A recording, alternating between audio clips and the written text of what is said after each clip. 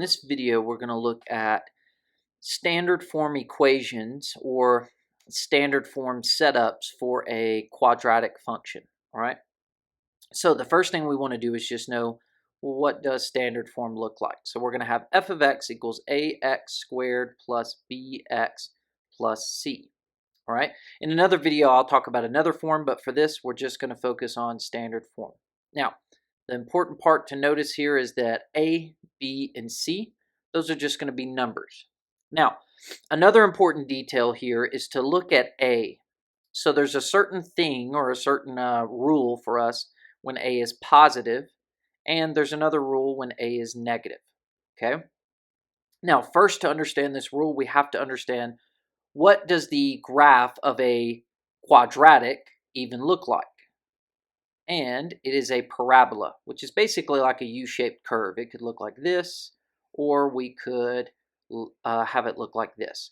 So when it's pointing upward, we actually call that concave up. So if a is positive, it's actually going to open and be concave up. So basically it opens up. It looks like an actual U. Whenever we have a negative a value, which an easy trick to know if something's a or not, if it's in front of x squared, then it's a. That's kind of how I do it.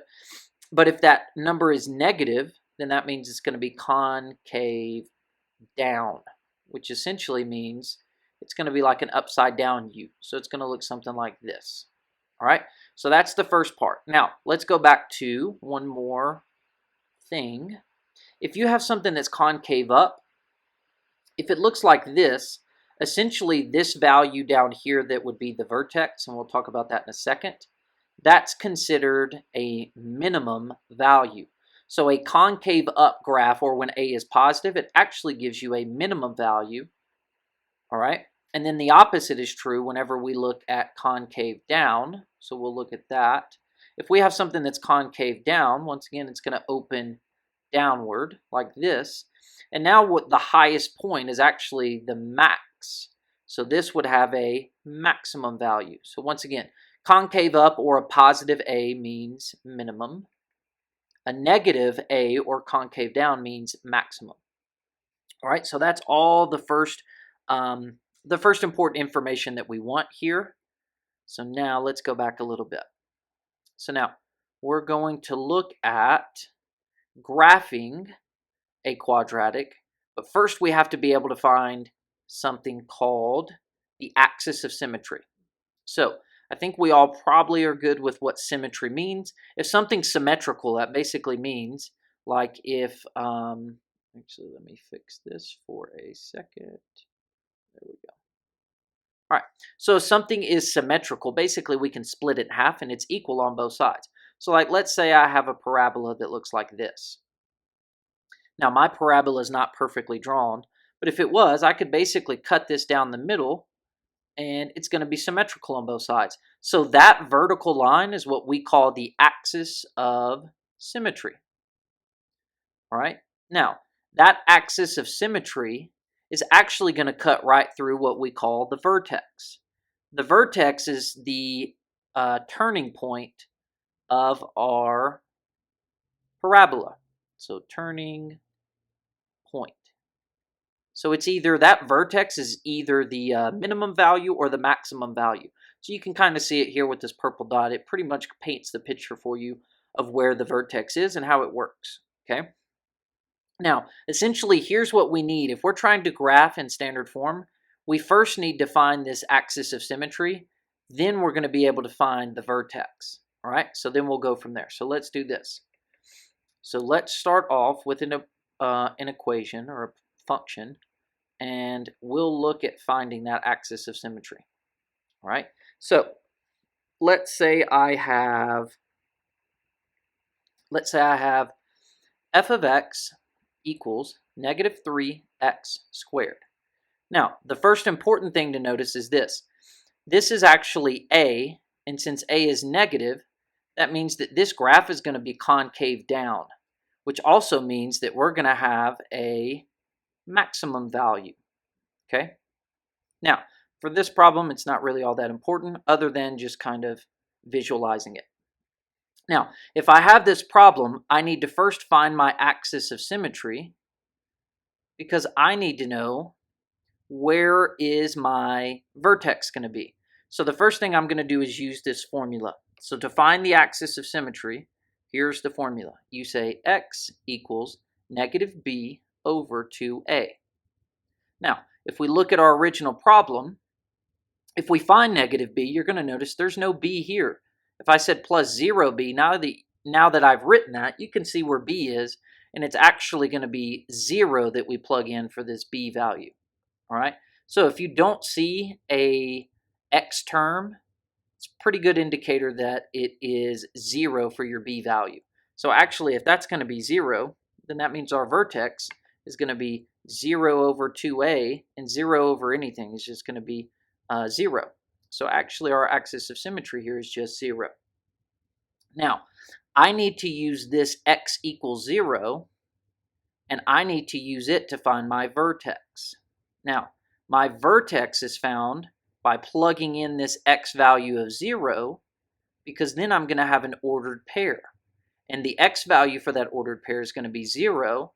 I plug 0 in to the function to find the y coordinate. So if I plug 0 in here, negative 3 times 0 is just going to give me 0. So 0, 0 is my vertex. So I can kind of paint myself a picture of what this is going to look like. If it's concave down, then the graph is going to look something like this, but let's actually find what the graph looks like. So here's the second piece of this. So let me get rid of all this. We found our axis of symmetry. We found the vertex. So now we're going to have our graph. We're going to make a table, and we're going to have the table center around that vertex. So what you're going to do is you're going to have an x and y table. And you're going to put 0, 0 in the middle. Then on your x-axis, or for your x values, you need 2 to the left of 0, which would be negative 1, negative 2. And then you need 2 to the right. Now, here's the good thing about a parabola. Since it's symmetrical, we honestly only need to plug in 2 of these values because they're going to mirror each other on both sides. So let's start here and let's plug in 2. If I plug in 2 for x, that's going to give me negative 3 times 2 squared. So that would be 2 squared, which is 4. 4 times negative 3 is going to be negative 12. All right, so now, let me get rid of all this. Let's plug in. Now let's plug in 1. So if I plug in 1 for x, now I'm going to get negative 3 times 1 squared. 1 squared is just 1, so that's going to give me negative 3. All right, now, once again, here's the good thing about a parabola. They're symmetrical. So now if 1 away from 0 is negative 3, that means this negative 1 being 1 away from 0 is also negative 3. Same thing for this negative 2. If positive 2 is negative 12, negative 2 is negative 12. All right, so to graph this, all we need to do is plot these points. So you'll notice when we start plotting these points, they're actually going to open or give us some direction as to where this goes because it's going to open downward. So negative 1, negative 3, and 1, negative 3 would be right here, these 2 points. Now, I don't really have room for 2, negative 12 and negative 2, negative 12, but we know they're going to be somewhere, so negative 2, it's going to be somewhere like way down here. All right. So now, if I draw my graph and I actually connect all that, you'll see I have a parabola.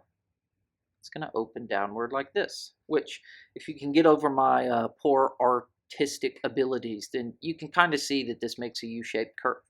All right, so let's look at another one, and let's make it just a little bit harder.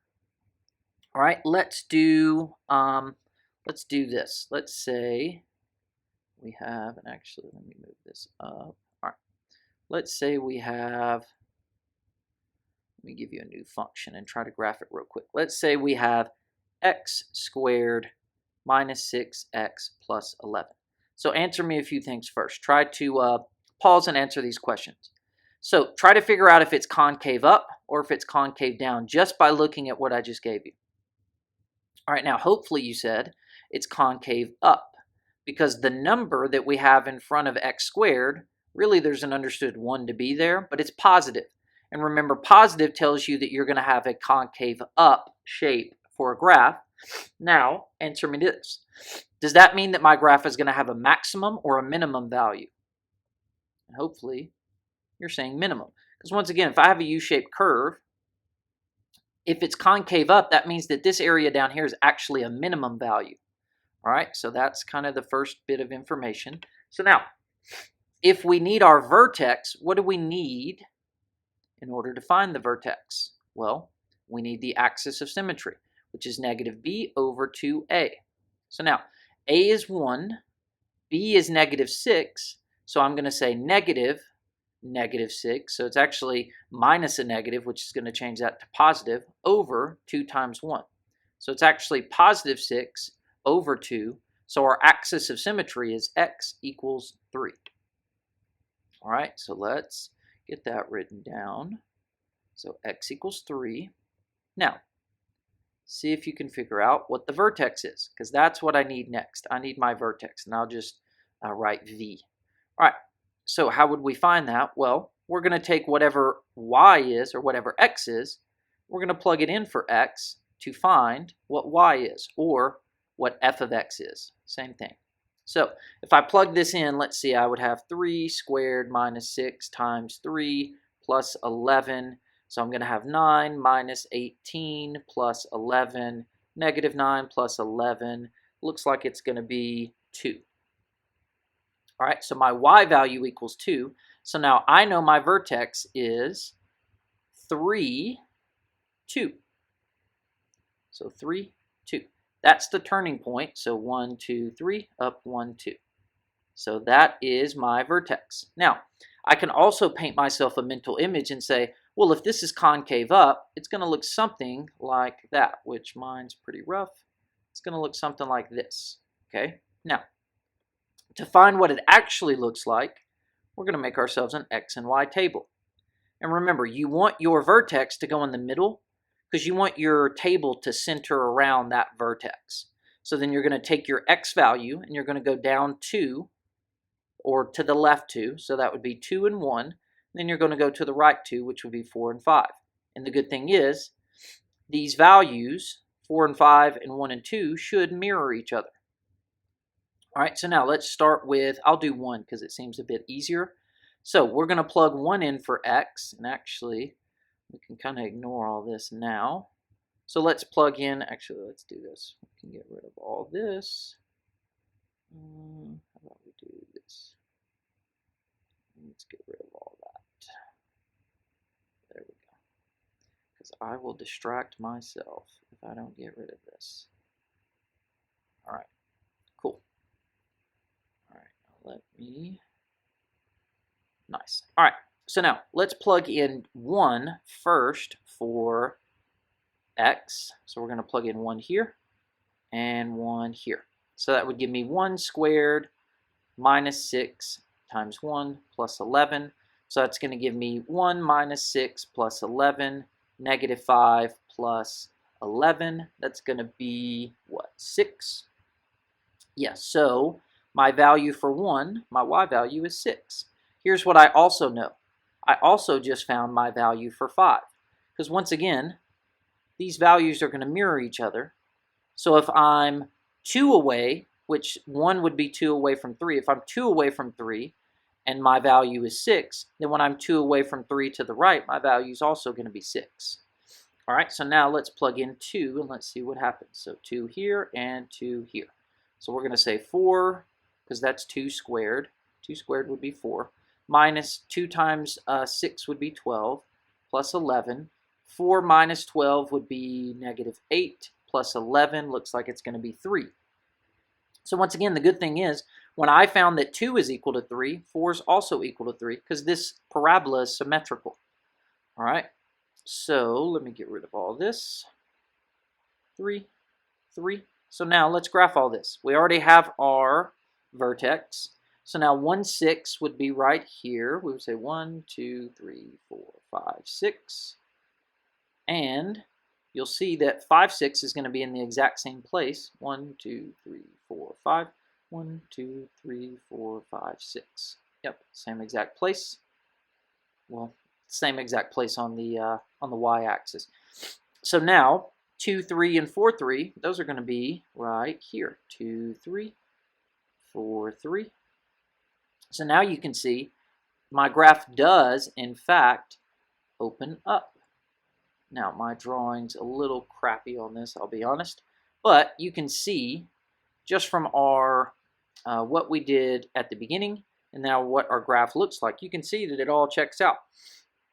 So, once again, this is standard form. So when we look at vertex form, I'll make another video on that, but this is standard form. So standard form, you have to find the axis of symmetry, then you can find your vertex, then you're going to make an x and y table, and you're going to have your vertex in the middle. You're going to use 2 points above and below, and then you're going to be able to figure out what the y values are, and then you can graph your parabola. Just remember, if there's a number here for A, that A is going to tell you if it's concave up or down, which also tells you minimum or maximum.